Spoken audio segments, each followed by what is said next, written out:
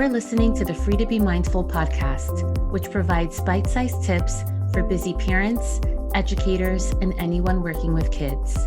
These real talk conversations focus on mindful living, mental health, and personal growth, helping all to learn, grow, and inspire with mindfulness in mind.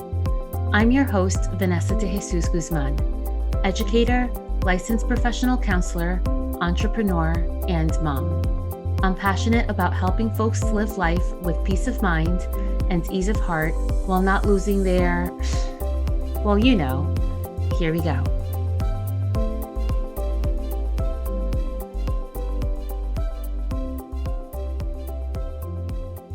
Have you ever tried to practice meditation but have no idea if it's working or even if you're doing it right?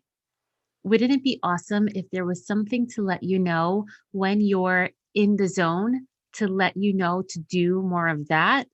Well, there is something that does exactly that. It's called MUSE. MUSE is a brain sensing headband that helps you find more calm, sharper focus, and better sleep. It does this by measuring your brain waves and lets you know exactly when you're in a meditative state. It's an awesome tool for kids and for adults alike. You can get 15% off any MUSE product by clicking the link in the show notes below. Check them out at choosemuse.com. And again, don't forget to use that link for 15% discount at checkout. Hi. So here we are living through 10 months of a pandemic. It's crazy to think that in less than 2 months, a full year would have passed by from when the general public changed the way they live their lives. And I say the general public because I realize that this may not be the case for all.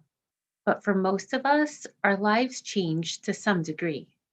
We had to quarantine, we worked from home, our kids did school from home, we stopped going to restaurants, we stocked up on foods and toilet paper, we wiped groceries down, we baked our own bread, we celebrated birthdays via drive-bys and baby and wedding showers via Zoom, and so much more.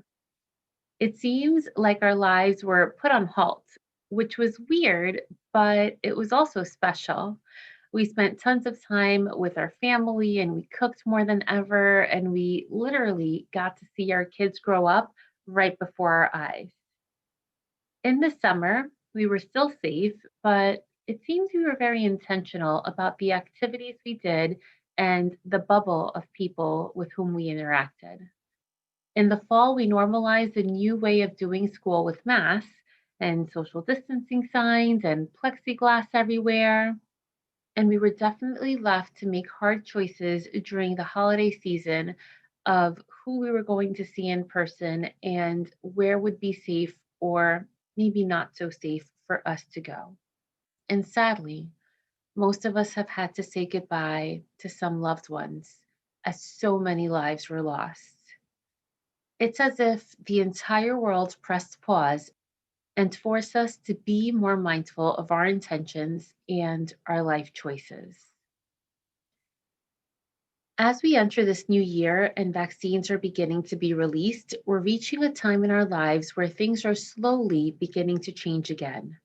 We're slowly going back to school, back to work, and folks are partaking in many more social events around their communities. And albeit all with masks and social distancing, but the change is happening. A dear friend asked me about this, about the feeling of spending so much time at home to the feeling of overwhelm, and in some cases, the feeling of anxiousness as we slowly begin to go back to society. And so I wanted to discuss with you today how this change may bring us dissonance in our bodies and to our mental states. Our minds and bodies thrive on routine. And just as when we were in school and we said the Pledge of Allegiance in the morning, have the same subjects in order, have the same specials on the same day of the week, and even down to having the same square pizza on every Friday, we have been built to function on routines. So here we are, as we've gone through from having the rug pulled from under our feet, going from our regular everyday to completely different. We were forced to slow down and we really had no choice. And after a while, we got a little used to it. But now some things are still being done from home, right? Meetings are still had on Zoom, but some of us may be needing to go into work and still manage the same responsibilities while experiencing Zoom fatigue and making more mental efforts to remember to put on our mask before we leave our homes. The dissonance has been an added challenge into our lives. This additional mental effort on virtual meetings and to remember the mass has been an added challenge too. The perhaps unstated anxiety to interact with others may be a challenge for some as well. We haven't had the expectation to get dressed and put on a face, so to speak, in the same way. And as things slowly begin to open back up, it's as though we need to retrain our minds and our bodies to what the standards are, which can be taxing on our minds. And despite the situation going on for almost a year, we must grant ourselves grace and compassion. And this can be a challenge because some of our habits and responsibilities may pull us in one direction, telling our minds that everything is back to normal, which isn't entirely the case. So, this is really easy to be said, this grace and compassion idea.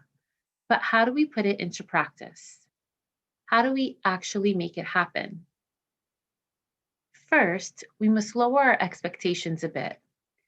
And I've got to tell you, as a type A, goal oriented, Enneagram type 3, this is super counterintuitive for me. And I'm sure for some of you as well.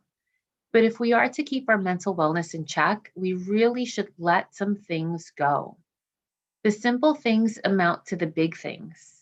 So, for example, making the bed, washing your hair every day, making a well balanced dinner each day, posting on social media each day, calling a friend back each day. It can amount to a lot. And it's okay if we just let some of these things go. That's grace and compassion. There are some situations, though, where we can't let things go. For most of us, we have to go to work. We have to feed the kids. We have to be sure to pay our bills on time. And for the love of all things, we have to take showers. But the planning of an outrageous party, the 5-course meal, the impeccable clean house, the 2-hour workout routine, really ask yourself, who is putting these expectations on you? And if you're putting them on yourself, ask yourself, does this bring me joy? And if it does, awesome. The Peloton brings me joy. But if something brings you stress, then ask yourself if it's a have to continue doing them. And if you have to let it go, instead of beating yourself up, have grace and compassion. It is my hope that we're all able to remember grace and compassion, not only for loved ones and not only for our kids, but most importantly, for ourselves.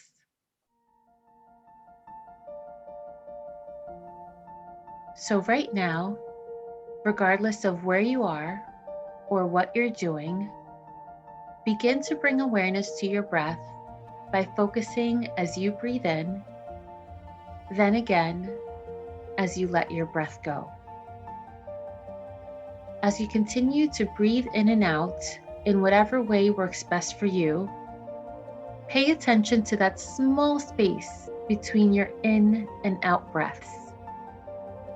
Then again to the small space as you exhale before you take the next one in. At this moment, bring to mind the things you must do today. Not for the entire month, not for later this week, just today. The things you have to get to, what your boss asks for, what you must do for work. Take a breath in as you narrow down this small to-do list and tell yourself, I will do this happily and with ease. Now think about your family and friends, the people who you love a ton, but who may also ask a ton of you. Those who you want to help, but sometimes you put their needs in front of your own, which is okay sometimes, but it may not be okay to always leave yourself for last. Think of what you would like to get done for someone else today. And as you breathe through your thoughts, narrow this list down to 1 or 2 things. And yes, just 1 to 2 things. Because if you are to be of assistance to those you love, you also need time for yourself. Focus on being okay if you don't get to the things you feel you should get to. Breathe in grace for yourself. To be okay with what you do and the way in which you do it. Breathe out compassion for others, as they too need love and understanding. Take another breath in, and this time breathe compassion for yourself, as you deserve kindness, flexibility, and encouragement. And breathe out grace into the world, so that others may be inspired with the same level of kindness, patience, understanding, and compassion. May this feeling of ease touch every aspect of your life.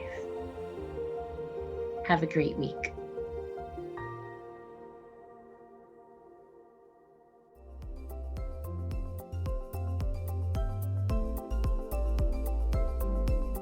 I hope you enjoyed this week's show. It would mean a ton if you took this moment to review the Free to Be Mindful podcast on the platform you catch your favorite shows. That quick and easy act lets me know what you enjoy, and it helps others find the podcast too. And of course, don't forget to subscribe so you can listen along next week. In the meantime, I welcome you to catch me on social media at Counselor V. De Jesus. And as always, remember, in a world where you are free to be anything that you want to be, you are always free to be mindful. Catch you next week.